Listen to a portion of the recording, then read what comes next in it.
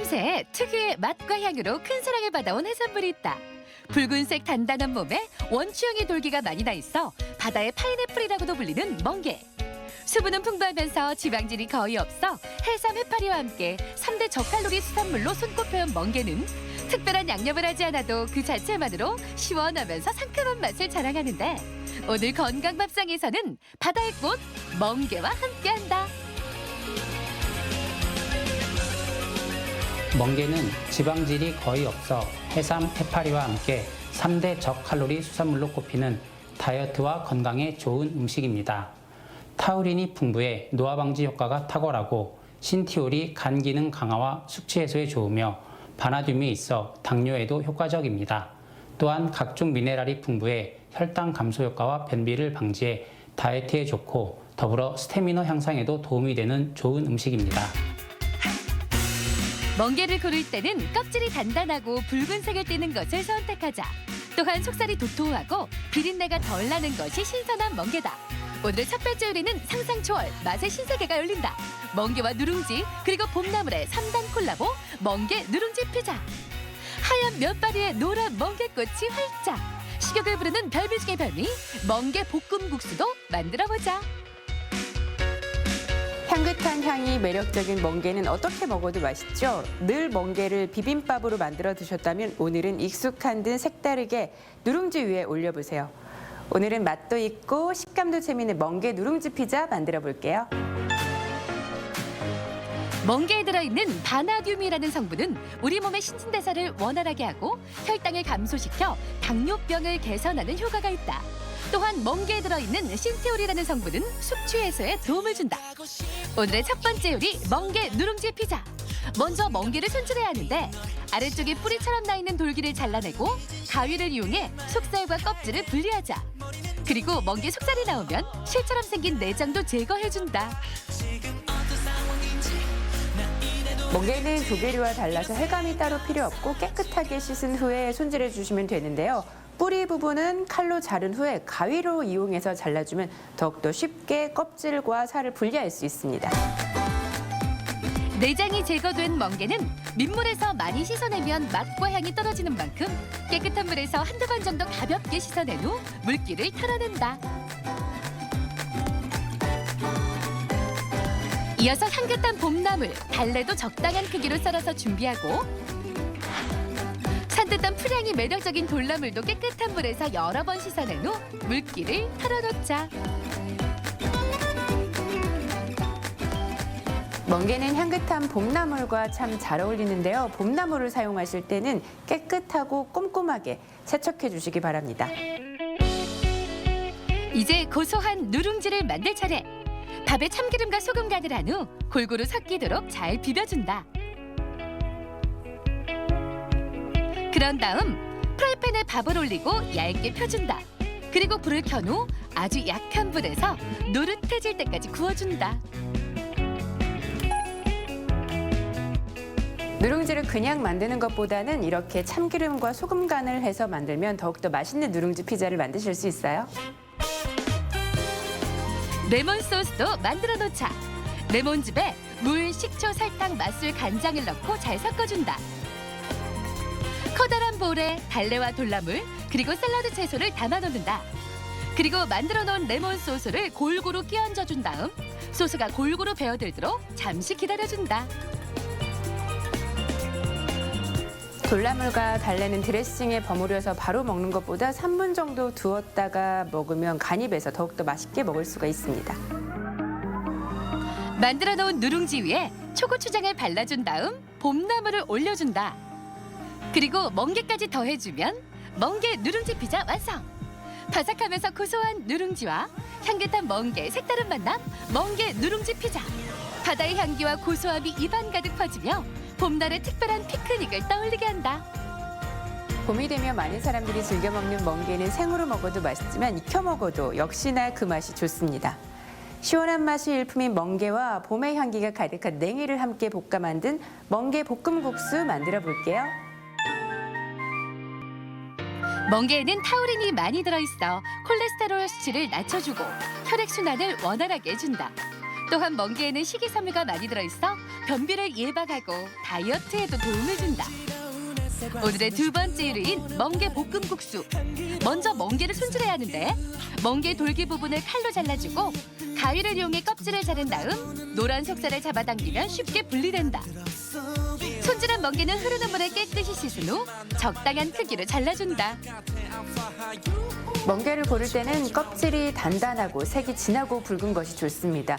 특히 자연산 멍게의 경우는 돌기가 유난히 크고 색이 진합니다.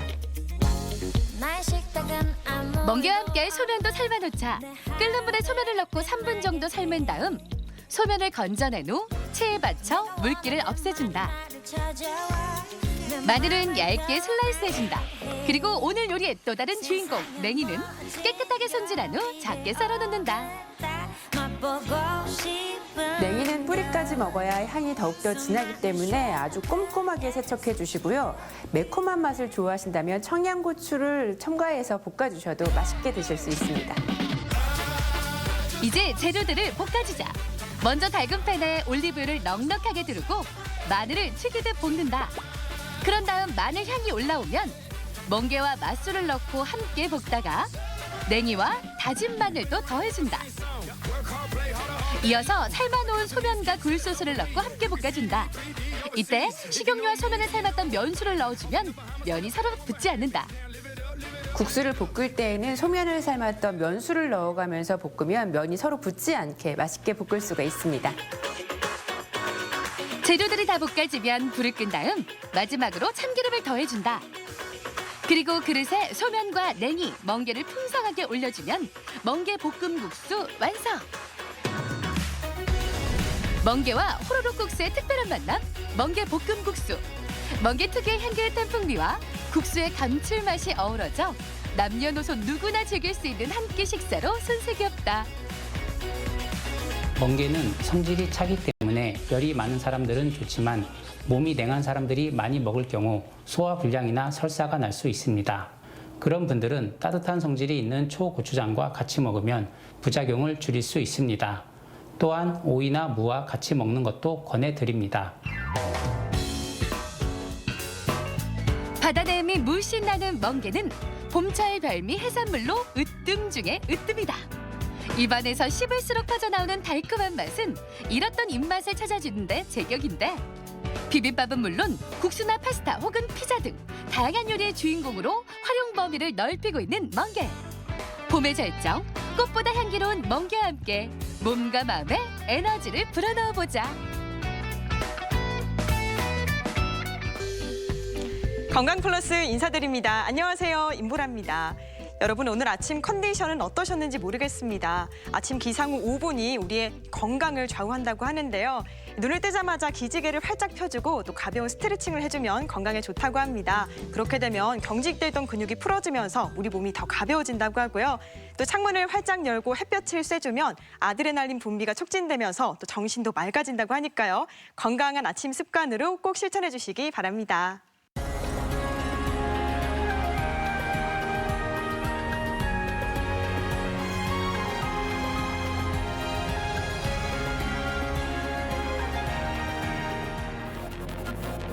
우리가 섭취하는 음식물은 포도당으로 분해된 후 세포 속으로 들어가 에너지원으로 사용된다.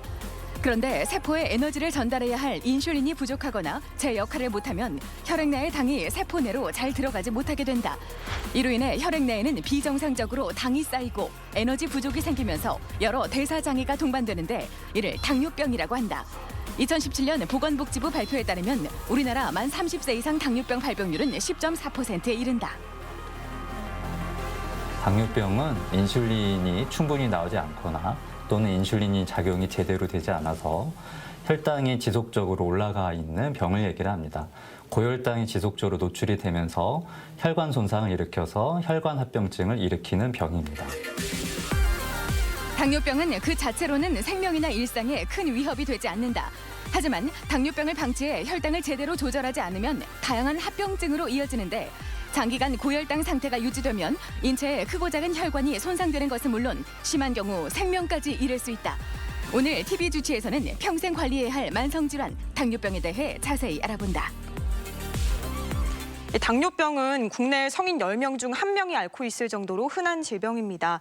하지만 이 혈당 검사를 하기 전까지는 병을 알아차리기가 쉽지 않아서 병이 진행된 후에 병원을 찾는 분들이 많은데요.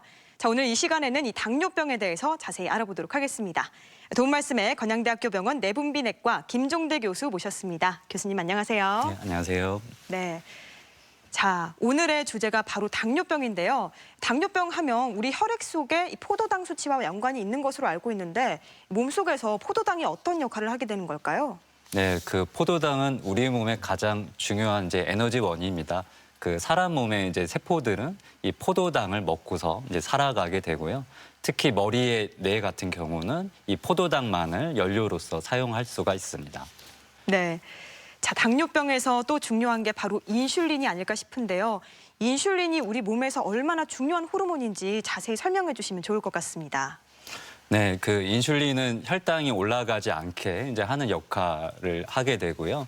그 음식을 섭취를 해서 혈액 속에 당분이 올라가면 요 췌장에서 요거를 이제 알아채고 인슐린을 분비를 합니다. 그리고 요 인슐린은 이 세포 안으로 요 포도당을 이렇게 집어 넣어줘서 이 세포가 이 포도당을 먹고서 이제 살아갈 수 있게 이제 하는 역할을 해주게 됩니다.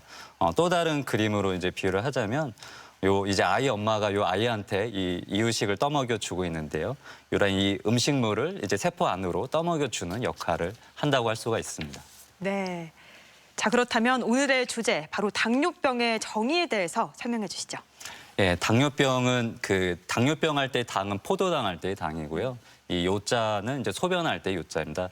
즉 소변으로 이제 당분이 빠져나오는 병을 기본적으로 얘기를 하는데 만성적으로 혈액 속에 당분이 높아서 각종 혈관 합병증을 일으키는 상태라고 얘기할 수 있습니다. 네. 자, 이런 당뇨병이 국내 성인 10명 중 1명이 앓을 정도로 흔한 질병이라고 하는데 정말로 이렇게 흔한 걸까요? 네, 그 통계에 따라 조금 약간씩 다르긴 한데요. 네. 많게 볼 때는 7명 중에 1명, 이제 작게 볼 때는 10명 중에 1명, 즉 이제 성인 유병률이 10에서 15% 정도가 되는 병입니다.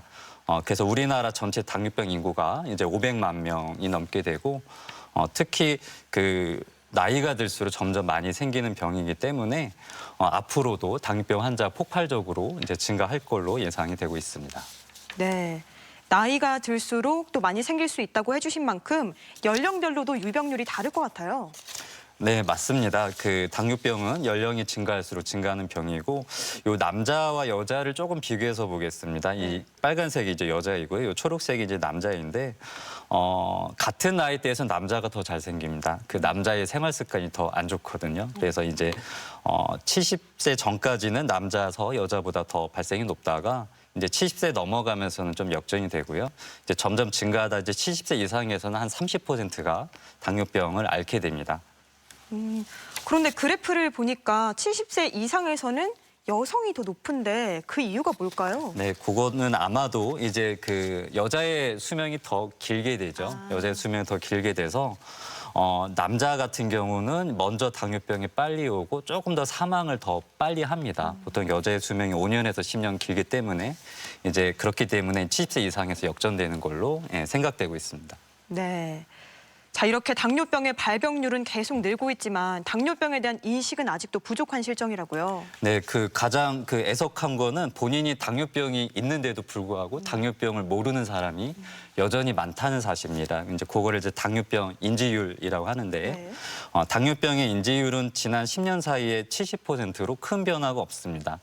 다행히 인식이 많이 개선돼서 치료를 하는 치료율은 그 2005년도에는 49%밖에 안 됐고 이제 70% 가까이 많이 상승을 했습니다.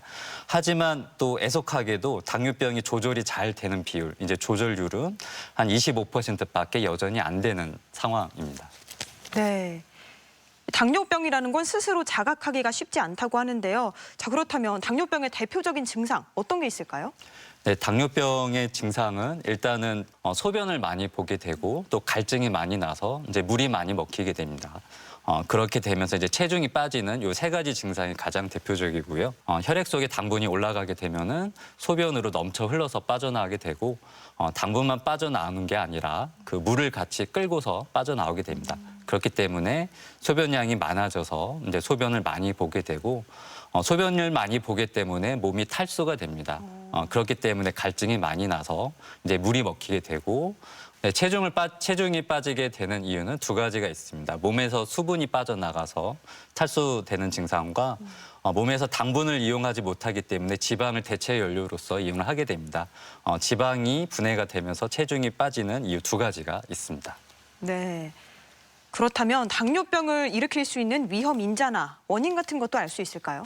네, 크게는 유전적인 요인과 환경적인 요인이 있습니다. 이제 유전적인 요인은 좀 체질적인 요소이고요.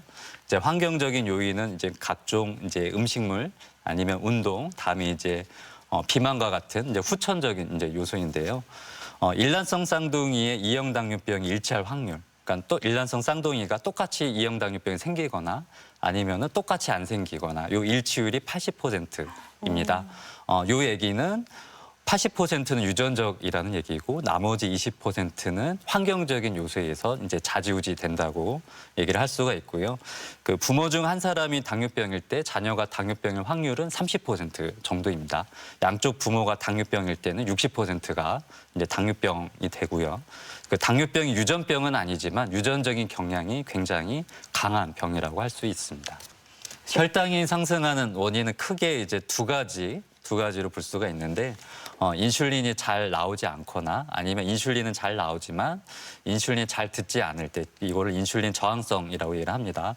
이 두 가지 위해서 생기게 되고 인슐린이 잘 나오지 않는 거는 주로 좀 유전적인 요인이 많이 좌지우지를 합니다. 그리고 인슐린이 잘 듣지 않게 되는 거는 이제 대표적으로 내장 지방이 인슐린 작용을 회방 놓는 역할을 합니다. 그래서 인슐린 저항성은 주로 후천적인 요소에 의해서 많이 좌지우지가 됩니다.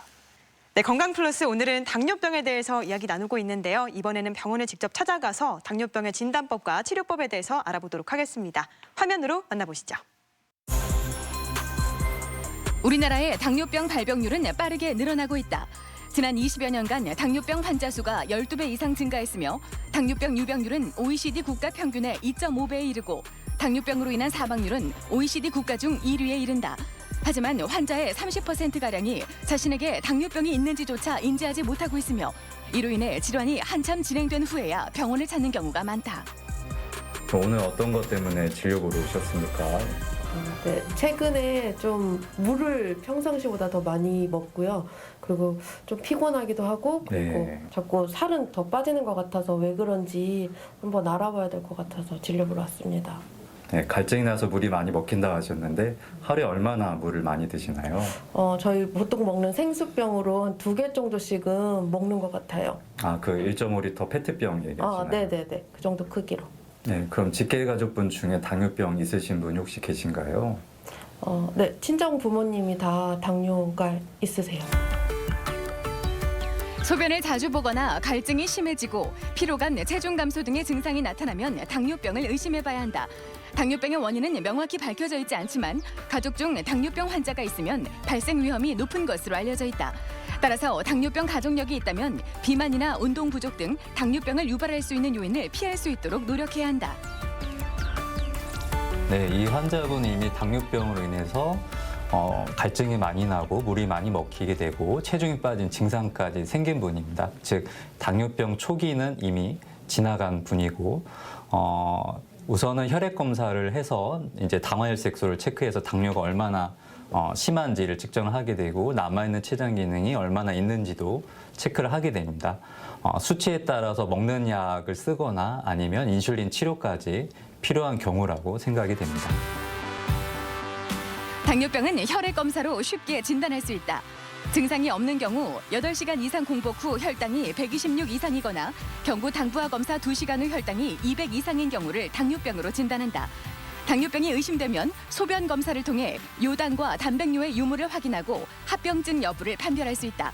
그 밖에도 최근 2, 3개월간의 평균적인 혈당 상태를 보여주는 당화혈색소 측정을 통해서도 진단이 가능한데 당화혈색소가 5.6% 이하이면 정상이며 6.5%를 넘어서면 당뇨병에 걸린 것으로 진단한다. 네, 오늘 어떤 것 때문에 진료 보러 오셨습니까? 네, 건강검진을 했는데요. 공복 혈당이 130 이상이라서 검사를 좀 받아보라고 해서 왔습니다. 그럼 소변을 많이 보시거나 갈증 나서 물이 많이 먹힌 증상이 있으신가요? 그런 증상은 전혀 없습니다. 네, 그러면 혹시 담배를 피우시나요? 예, 하루에 한 갑 정도 피웁니다. 혈당 수치가 정상보다 높지만 당뇨병의 진단 기준에는 못 미치는 상태를 당뇨 전 단계라고 하는데 혈당 관리는 당뇨 전 단계에서부터 필요하다. 이때 관리를 잘하면 당뇨병으로의 진행을 막을 수 있지만 관리를 잘못해 당뇨병이 한 번 생기면 평생 관리를 해야 하기 때문이다. 공복혈당 기준으로 126 이상부터 당뇨병을 의심을 하게 되는데 이 환자분은 건강검진에서 130으로 약간 넘는 수준이기 때문에 당뇨병인지 여부를 확진하기 위해서는 조금 더 정확한 검사를 필요로 합니다. 그렇기 때문에 조금 더 정밀하게 보기 위해서 75g의 그 포도당을 섭취를 하게 한 후 2시간 이후에 혈당이 얼마까지 오르는지 보는 경구 포도당 부하 및 당화혈색소 검사 체크를 필요로 합니다. 혈당이 높은 상태가 오랫동안 지속되면 신체의 여러 부위가 손상을 입게 되면서 다양한 합병증을 일으킬 수 있다. 그중 대표적인 합병증으로 당뇨 망막병증을 들 수 있는데 당뇨병으로 인해 눈의 망막 혈관이 손상되고 시력 저하가 일어날 수 있다.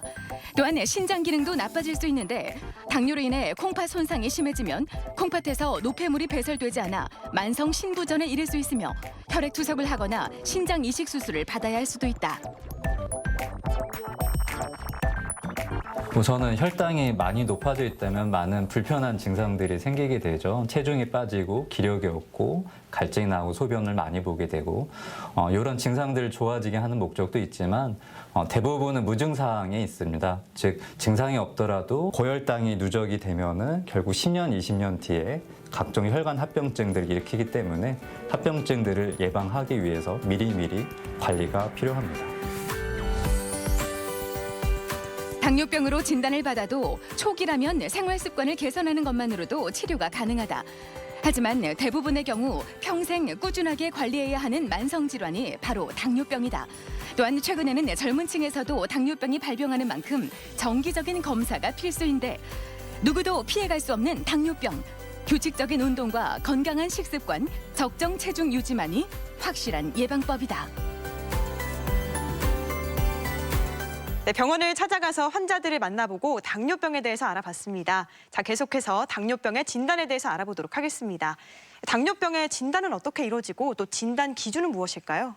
그 75g 그 경구 포도당 이제 부하 검사를 했을 때 정상 수치부터 먼저 말씀드리겠습니다. 공복에는 100mg/dL 이제 미만이 정상이고 네. 2시간 뒤에 혈당은 이제 140 미만이 정상입니다. 그리고 공복에 126을 넘게 되면은 당뇨병으로 이제 의심이 되고 2시간 뒤에 혈당이 200을 넘을 때도 당뇨병을 저희가 진단을 할 수가 있습니다. 공복혈당만 높은 경우는 이제 공복혈당 장애라고 얘기를 하게 되고 내당능 장애는 포도당 부하 검사 2시간 뒤에 혈당이 140에서 200 사이일 때는 내당능 장애로 진단을 합니다. 그리고 저희가 두 번째로 당화혈색소를 통해서도 당뇨병을 진단할 수가 있는데 네. 혈색소는 이 적혈관에 들어있으면서 이제 산소를 운반하는 역할을 이제 합니다. 그래서 전체 혈색소 중에 이 당분이 얼마나 들러붙어 있는가 요거를 저희가 이제 체크를 할 수가 있는데 적혈구의 수명이 3개월입니다. 그래서 요 당화된 혈색소의 비율을 재게 되면은 지난 3개월간의 평균 혈당을 저희가 역으로 이제 추정을 할 수가 있고 6.5% 이상 시에 당뇨병으로 저희가 진단을 하게 됩니다. 네. 그런데 이 당뇨병도 1형 당뇨병이 있고 2형 당뇨병이 있다고 들었는데 이 두 개가 뭐가 다른 건가요? 네, 1형 당뇨병은 비교적 좀 드문 당뇨병입니다. 소아당뇨병이라고 하면 조금 더 이해하기가 쉬우실 거고 네. 소아들이 이제 하루에 4번씩 인슐린을 좀 맞아야 되는 그런 당뇨병입니다. 자가면역성의 당뇨병이라고 하는데 우리 몸의 면역이 췌장에 인슐린 만든 세포를 공격하기 때문에 인슐린 만든 세포 자체가 거의 없기 때문에 이런 경우는 먹는 약이 의미가 없습니다. 그렇기 때문에 인슐린을 하루에 여러 차례 투여를 해서 조절을 해야 되는 당뇨병이게 되고 대부분의 성인의 경우에 있어서는 2형 당뇨병이 대부분입니다. 자, 당뇨병은 또 가장 흔한 유형이 2형 당뇨병이다 이렇게 말씀해 주셨는데 그러면 이 환자의 인슐린 분비에 대한 통계 자료도 있다고 들었거든요. 이 통계를 보면서 좀 자세히 설명해 주시죠. 네, 요 연구는 이제 우리나라의 이제 질병관리본부에서 10년 동안 이렇게 코호트 연구를 이제 한 연구인데 2년마다 이제 당뇨병에 대한 검사를 해서 이제 계속 정상인 사람 그리고 결국은 당뇨병을 진행한 사람 이렇게 이제 그리고 당뇨병 전 단계로 간 사람 이제 세 그룹으로 나뉘어서 이제 분석을 했는데 요 빨간색이 그 정상 그룹입니다. 그리고 요 초록색이 결국은 당뇨병으로 이제 진행한 그룹인데 나이가 들고 체중이 늘면서 인슐린이 점점 잘 안 듣게 됐습니다. 그래서 인슐린 민감도라고 하는 것들이 요 세 그룹에서 다 공통적으로 민감도가 이제 떨어지게 되는데 정상 혈당을 유지한 그룹은 인슐린이 잘 듣지 않게 되면서 인슐린 분비 능력을 이렇게 끌어올립니다. 그러니까 보상작용을 하게 되는데 당뇨병으로 진행한 그룹은 인슐린이 잘 안 듣게 돼서 인슐린이 더 많이 필요한데도 이런 인슐린 분비 능력 끌어올리는 이런 보상작용이 없습니다. 그래서 인슐린 분비가 필요한 만큼 충분하지 못하게 되면서 결국은 이제 당뇨병으로 이제 진행이 되게 됐고 제가 이제 굉장히 강조를 드리고 싶은 거인데요. 단순히 당뇨병이 인슐린이 잘 안 나오는 병이 아니라는 말씀을 좀 드리고 싶고요. 당뇨병이 생기는 사람은 10년 전부터 이미 시작을 합니다. 10년 전부터 요 빨간색이 이게 췌장에서 인슐린 만드는 베타세포인데 오른쪽에 당뇨병 환자한테서 요 빨간색 베타세포 양이 현저히 줄어 있는 거를 이제 볼 수가 있습니다. 당뇨병이 생기 10년 전부터 이 췌장의 베타세포는 점점점 죽어서 없어집니다. 죽어서 없어지고 그게 정상의 한 40% 수준으로 떨어지면 비로소 당뇨병이 생기는 거거든요. 그래서 당뇨병이 첫 진단됐을 때 환자 입장과 의사 입장이 여기서 갈리게 되는데요. 환자는 나는 여태까지 괜찮다가 벼랑과 갑자기 당뇨병이 진단이 된 거고요. 저희 입장에서는 10년 동안 베타세포가 점점 죽어 없어지다가 이제 40%밖에 안 남아있다. 그렇기 때문에 저희는 이 40%라도 잘 보호를 해야겠다라는 게 또 의사의 입장입니다. 네. 자, 당뇨병은 그 자체도 무섭지만 합병증이 굉장히 위험하다고 하던데 당뇨병으로 인한 합병증 어떤 것들이 있을까요? 네, 당뇨병의 합병증은 크게 급성 합병증과 만성 합병증으로 나누어서 살펴볼 수가 있습니다. 급성 합병증은 혈당이 아주 높은 상태를 얘기를 하는데 당뇨병성 케톤산증과 이제 비케톤산성 고혈당성 상태 이제 두 가지 나누어서 살펴볼 수 있는데 두 가지 다 혈당이 적어도 300, 400 이상, 500, 600 이상 일때 나타나는 병이기 때문에 급성 합병증은 주로 인슐린까지 맞아야 되는 그런 당뇨병 환자한테서 생기는 합병증이라 할 수가 있고 대부분의 환자한테 해당하는 건 이런 만성 합병증이 더 문제가 되겠습니다. 네, 만성 합병증에는 큰 혈관 합병증과 미세혈관 합병증 두 가지로 나뉘어서 볼 수가 있습니다. 큰 혈관은 눈에 보이는 혈관을 얘기를 합니다. 제일 무서운 게 또 만성 합병증일 텐데 만성 합병증에 대해 자세히 설명해 주시면 좋을 것 같아요. 네, 큰 혈관 합병증은 기본적으로 동맥경화성 질환들을 얘기를 한다고 할 수가 있고요. 심장을 먹여 살리는 혈관이 관상동맥이라고 있습니다. 이 관상동맥이 좁아져 있으면 협심증이 오게 되고 완전히 100% 꽉 막히게 되면 이제 심근경색이 오게 됩니다. 그리고 이 혈관이 100% 꽉 막히는 게 이 뇌혈관에 생기게 되면 뇌경색이 오게 되고 다른 말로 뇌졸중, 중풍이라고도 저희가 얘기를 합니다. 미세혈관 합병증은 크게 세 가지로 저희가 나누게 되는데 망막합병증, 다음에 두 번째 콩파합병증. 그래서 콩팥에 합병증이 오게 되면은 이제 결국은 이제 투석을 하게 되는 일이 생기게 될 수가 있고 세 번째로 말초신경 합병증인데 말초신경 합병증은 증상이 굉장히 다양하게 나타납니다. 어떤 환자분들은 이런 바늘 위를 걷는 것 같다라고도 얘기를 표현을 하는데 네. 따갑거나 저리거나 화끈한 증상이 생기게 됩니다. 네. 이렇게 전신에 걸쳐서 다양한 합병증이 나타나는 당뇨병, 미리미리 예방을 하면 참 좋을 것 같은데요. 자, 그 전에 당뇨병의 특징에 대해서 알아두면 좋겠죠? 네, 당뇨병의 특징은 그 두 가지 제가 말씀을 드리겠습니다. 아까 전에 말씀드렸던 것과도 좀 일맥상통하는 건데 그 췌장의 베타세포가 아까 죽는다고 말씀드리지 않았습니까? 네. 그런데 혈당이 올라가면 그 혈당이 올라간 스트레스를 췌장의 베타세포가 견디지 못하고 죽게 됩니다. 요거는 저희가 과로사한다고도 표현할 수가 있는데 베타세포가 얼마 남지 않았기 때문에 더 많이 인슐린을 만드는 일을 더 많이 해야 되고 그러다가 이제 과로사를 해서 그 스트레스를 못 견디고 죽어버리게 됩니다. 그러면 얼마 안 남은 베타 세포가 더 많은 일을 또 해야 되겠죠. 네. 그렇기 때문에 악순환에 빠지는 일이 생기게 됩니다. 가운데 선이 이게 이제 당뇨병 첫 진단될 때가 요 가운데 선입니다. 네. 당뇨병이 있기 10년 전부터 이렇게 췌장에서 인슐린 만드는 기능이 100이 정상인데 점점 떨어집니다. 그래서 한 45까지 떨어지면 비로소 당뇨병이 생기게 되고 당뇨병이 진행되고 어느 순간 이상을 넘어가면 이 나빠진 속도가 확 빨라지죠. 이 확 빨라지는 게 아까 말씀드린 얼마 안 남은 췌장의 베타세포가 스트레스 못 견디고 더 빨리 죽기 때문에 췌장 기능이 더 나빠지는 겁니다. 그렇기 때문에 그 혈당이 높으면 우선은 수단과 방법을 가리지 않고 혈당을 떨어뜨리는 일이 중요하고 그렇기 때문에 혈당이 좋아지면 완전히는 아니라도 부분적으로 췌장 기능이 어느 정도 되살아나게 됩니다. 그리고 기본적으로 당뇨병은 진행하는 특징을 갖고 있습니다. 이 진행하는 특징이 이런 고혈압이나 고지혈증과 같은 일반적인 성인병이랑 다른 특징입니다. 그렇기 때문에 당뇨병은 조절하기가 쉽지만은 않습니다. 당화혈색소 조절 목표가 6.5%인데 6.5%인 이 초록색으로 조절된 비율이 25%밖에 안 됩니다. 아무리 인슐린이 나오고 좋은 당뇨병 약제들이 많이 나왔지만 75% 여전히 충분히 조절되지 않고 있는 상태입니다. 자, 그렇다면 이 당뇨병의 치료법에 대해서도 알아볼까요? 네, 당뇨병의 치료는 3가지로 나누어서 살펴볼 수가 있습니다. 식사요법, 운동요법, 약물요법이고 식사는 저희가 과식하지 않으면서 골고루 드시는 이제 저희가 흔히 집밥이라고 얘기하는 이런 네. 백반이 권장되는 식단이고 운동요법은 그 매일 30분 정도의 유산소 운동요법과 이제 주 2회의 이제 근육 운동이 추천이 되고 의사로서 또 약물요법이 같이 또 치료를 또 해야 되겠습니다. 자, 이렇게 운동, 식사, 그리고 약물 치료를 말해 주셨는데 초기의 경우에는 약물 치료가 좀 도움이 된다고요? 네, 맞습니다. 그 초기일수록 약물 치료의 효과가 좋습니다. 유명한 연구를 한번 좀 갖고 나왔는데요. 네. 이제 두 그룹으로 나뉘었습니다.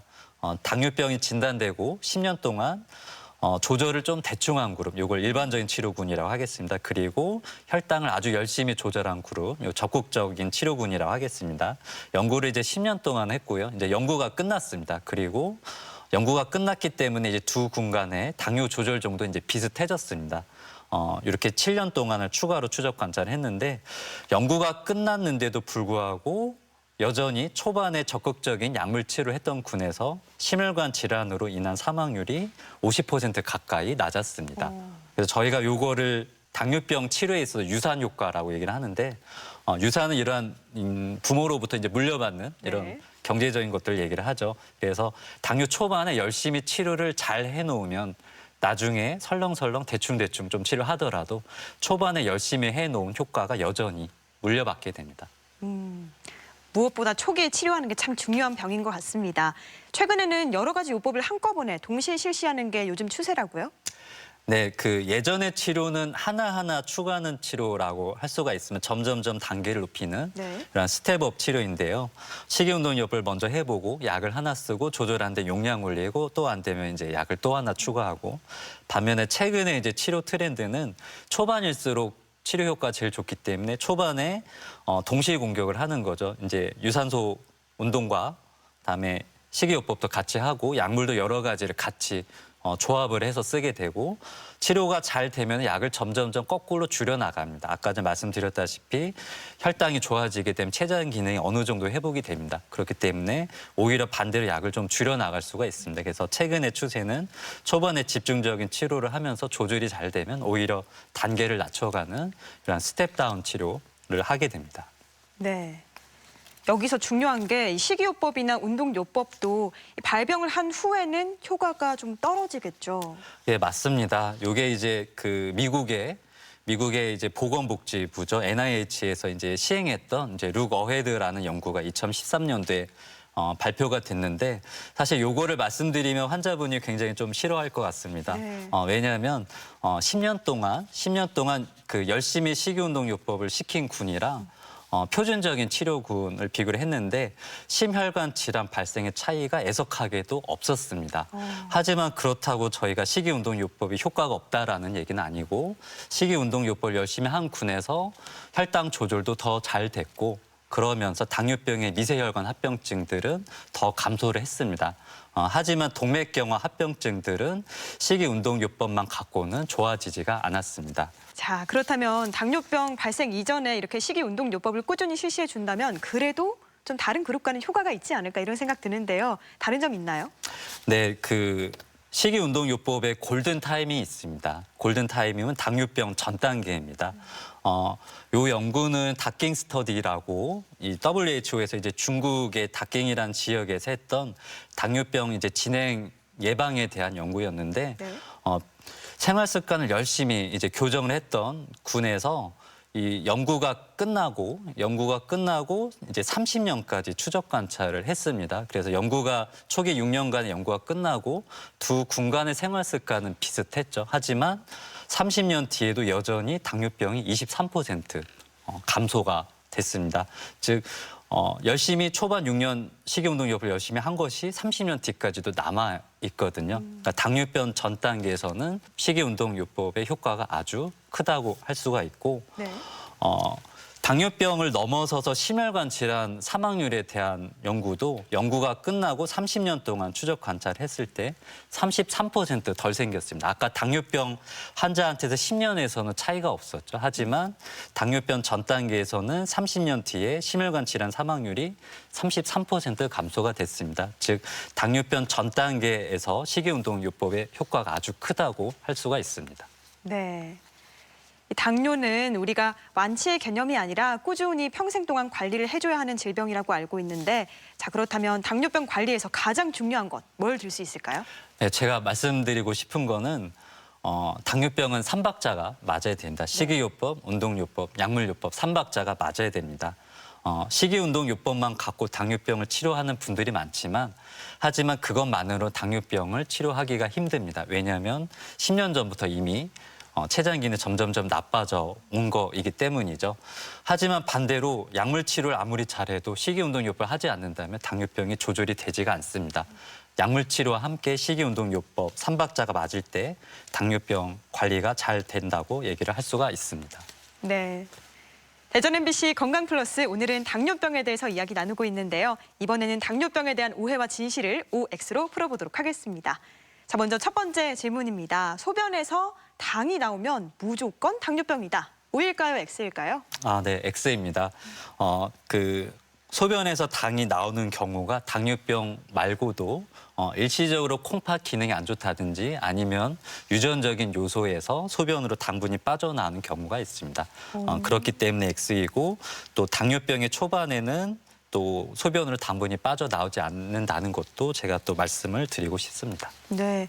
자, 그럼 다음 질문. 당 지수가 낮은 음식은 마음껏 먹어도 된다. O일까요, X일까요? 네, X입니다. 정상인 사람도 당 지수가 높은 사람 먹으면 굉장히 건강에 좋지가 않습니다. 당뇨병은 더 말할 것도 없고요. 당뇨병에 있어서 가장 기본적인 원칙은 골고루 적당히 먹는 것입니다. 그래서 당 지수가 낮더라도 그것이 과하다면은 당뇨에 좋지 않습니다. 네. 자, 그리고 당뇨병 환자는 무조건 잡곡밥만 먹어야 한다. OX 어느 것일까요? 네, 그것도 마찬가지로 X입니다. 네. 당뇨병에 잡곡밥이 좋은 거는 맞습니다. 좋은 거는 맞고 하지만 흰밥이 나쁘다기보다는 흰밥이 표준 식단이라고 보시면 되고요. 잡곡밥을 먹는다면 더 좋은 식단이라고 얘기를 할 수가 있습니다. 또 당뇨병이 진행이 돼서 콩팥에 합병증이 오게 되면 칼륨 배설이 안 되는 문제가 생기는데 칼륨 배설이 안 돼서 혈중 칼륨이 높아지게 되면 부정맥이 잘 생기게 됩니다. 그래서 콩팥 합병증이 온 상황에서는 잡곡밥보다는 오히려 백미를 추천을 드리고 있습니다. 네. 자, 당뇨병 약은 한 번 먹으면 평생 먹어야 한다. O인가요, X인가요?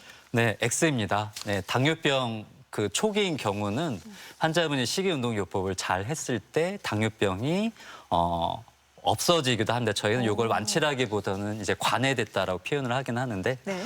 물론 확률상 높지는 않습니다. 한 3% 정도를 봅니다. 그래서 당뇨병이 그 초반일 때는 당뇨병이 식이운동요법만으로 좋아지는 경우도 있지만 3%밖에 되지는 않기 때문에 일단은 약물 치료를 하게 되고 혈당이 충분히 좋아졌다 하면은 약물을 끊어보는 거를 시도해 보기도 합니다. 그렇기 때문에 이건 틀린 말입니다. 네. 자, 다음으로 갑작스럽게 시력이 저하되면 당뇨병을 의심해 볼 수 있다. O인가요? X인가요? 네, 요거는 세모인데요. 네. 그 당뇨병의 합병증으로 망막이 손상되게 되면서 이제 시력 저하가 오게 되는 경우도 있고요. 하지만 또 많은 다른 요소에 의해서도 시력 저하가 올 수 있기 때문에 이러한 경우는 안과 진료를 보도록 해야 됩니다. 네. 이렇게 당뇨병에 대한 오해와 진실을 OX로 풀어봤고요. 이번에는 시청자 여러분의 궁금증도 하나씩 풀어보겠습니다. 당뇨병 약과 고혈압 약을 함께 복용해도 괜찮은가요? 혹시 함께 복용한다면 주의해야 될 점은 있나요? 네, 혈압약과 당뇨병 약을 함께 먹어도 되는지 물어보셨는데 함께 복용해도 괜찮은가요? 네, 함께 복용해도 괜찮습니다. 그리고 특별히 이제 주의할 점도 없습니다. 보통 저희가 그 동맥경화성 질환들 생기는 이제 3대 요소가 고혈압, 이제 고지혈증, 다음에 이제 당뇨병인데요. 안 좋은 쪽으로 굉장히 시너지 효과를 발휘를 하게 되죠. 그리고 당뇨병과 혈압약은 서로 시너지 효과가 있습니다. 이 당뇨병도 혈압을 약간 떨어뜨린 효과가 있고 혈압약 중에서는 혈당을 또 떨어뜨린 혈압약도 있습니다.